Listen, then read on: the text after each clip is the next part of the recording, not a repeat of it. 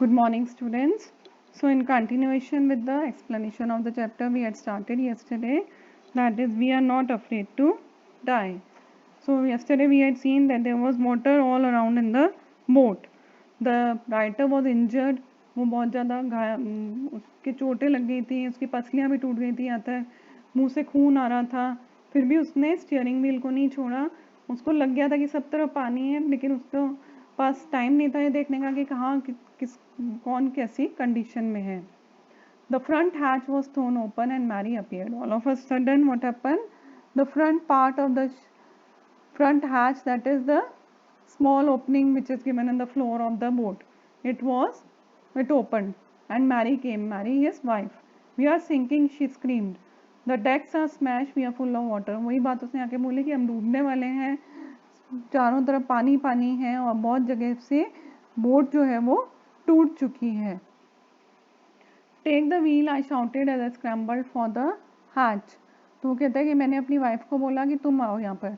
You come on the steering wheel and so he went towards the opening of the floor. Larry and Herb were pumping like madman. वो जो helpers वो crewman को लेकर आए थे वो all together पूरा टाइम पानी को बाहर निकालने की कोशिश कर रहे थे. Broken timbers hung at crazy angles. जगह जगह टूटी हुई लकड़ी थी. Whole starboard side burst inwards. Starboard means the right hand side of the ship. जो राइट हैंड साइड था शिप का वो बिल्कुल टूटने वाला हो गया था और जगह जगह सब सामान पानी के अंदर थे. Clothes, crockery, charts, ten, toys सब पानी के अंदर तैर रहे थे. I half swam half crawled into the children's cabin.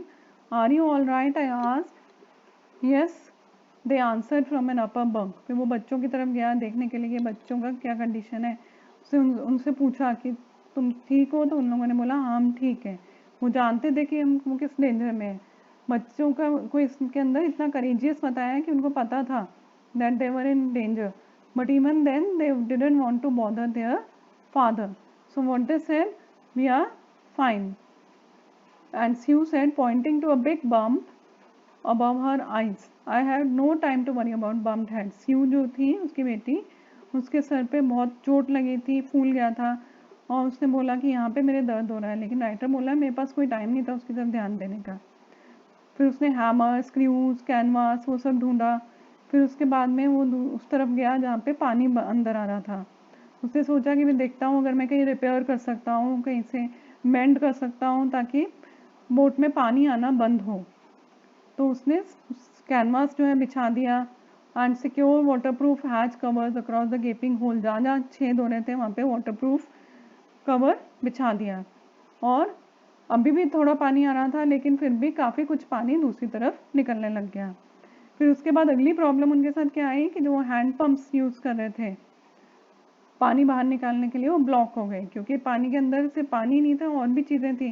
तो उस पंप के अंदर जाके कोई चीज़ ब्लॉक हो गई and they stopped pumping water. और जो इलेक्ट्रिक पंप था उनके पास वो भी शॉर्ट सर्किटेड हो गया.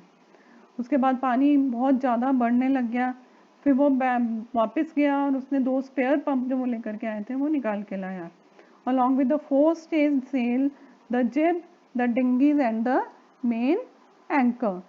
Now here what it means is that along with the forestay sail, the jib, the dinghies and the anchor, that is the dinghies, they are the small boats. जब भी बड़े ship में कहीं जाते हैं journey के लिए तो छोटी छोटी बोट्स लेकर के जाते हैं साथ में, ताकि अगर ऐसा हो कभी डेंजर में हो तो उन बोट्स में अपने आप को बचाया जा सके. So that they could save themselves and save their life.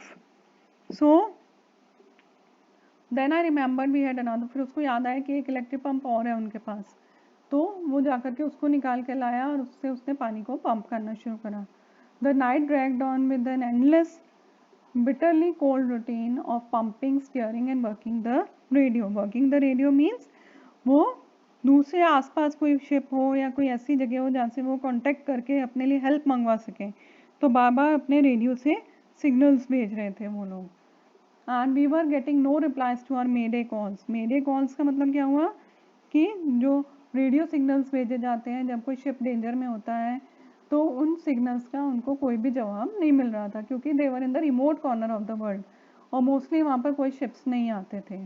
और उसकी बेटी के सिर पे बहुत ज़्यादा फूल गया था, और उसके arm she had the deep cut on her arm.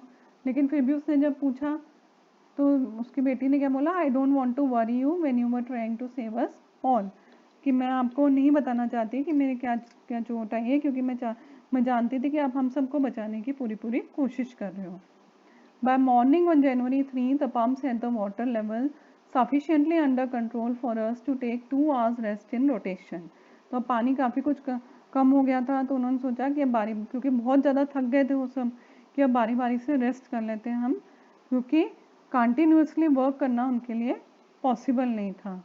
But we still had a tremendous leak somewhere below the water line, and on checking I found that nearly all the boats main rib frames were smashed down to the keel. In fact, there was nothing holding up a whole section of the starboard hull except a few cupboard partitions.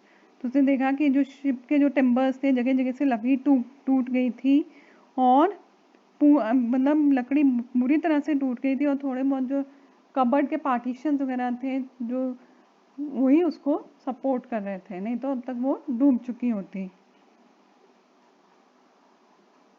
Now we'll continue with the next page, that is the explanation of page number 16 tomorrow.